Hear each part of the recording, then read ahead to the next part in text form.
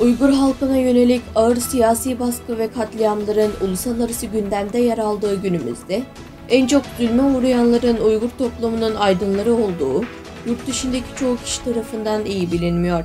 Bu gerçeklikten hareketle İlham Verici Destek Grubu Başkanı Enver Can, Çin Büyükelçiliği ile 22-23 Şubat arasında Brandenburg Meydanı'nda düzenlediği fotoğraf sergisiyle Uygur aydınlarının acıklı hikayelerini daha fazla insana ulaştırmaya çalışıyor.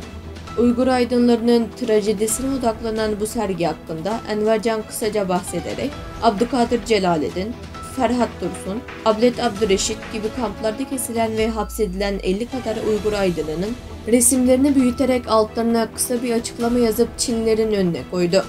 Çin Büyükelçiliği önünde düzenlenen gösteriyi ilk olarak Sayın Enver Can bildirerek 22 Şubat Çarşamba günü Berlin'deki Çin Büyükelçiliği önünde protestumuza kaldığımız yerden devam ettik.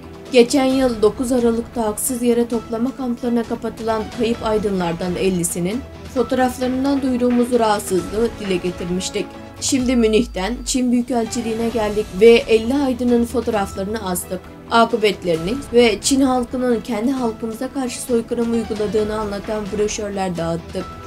23 Şubat'taki etkinlik, Berlin'in en popüler turistik noktalarından biri olan Brandenburg Kapısı yakınlarındaki bir halk meydanında gerçekleştirildi ve bu nedenle çok sayıda insan ilgi gördü. Devlet kurumları da meydan çevresinde yer aldı ve meydanda geçen çok sayıda kişi sergi aracılığıyla Uygurların içinde bulunduğu krizlere ilişkin bilgileri dinledi. Dünya Uygur Kongresi'nin Berlin Ofisi Başkanı Gayur Kurban, olay yerini anlatarak bugün 23 Şubat'ta Almanya'nın başkenti Berlin'in merkezinde en çok ziyaret edilen ve devlet dairelerinin bulunduğu Brandenburg Kapısı önünde Çin'in Uygurlara yönelik soykırımını sergiliyoruz. Uygur aydınlarının Berlin'in Brandenburg Meydanı'nda düzenlediği sergiyi gördükten sonra izlenimlerini dile getiren bir Fransız turist, Fransa'dan Berlin'e seyahat için geldim. Bu şovu gördüm. Uygurların başına gelen talihsizliklere üzüldüm. İnsan hakları konusunda yapılan çalışmalar için teşekkür ederiz. Uygurların günlerinin güzel ve adaletli olmasını diliyorum dedi. Hatta bundan sonra da bu etkinliğin düzenlenmesinin planladığı ve Uygur bölgesinde katliama karşı önlemlerin alınmasını yol açmasının beklenmediği ortaya çıktı.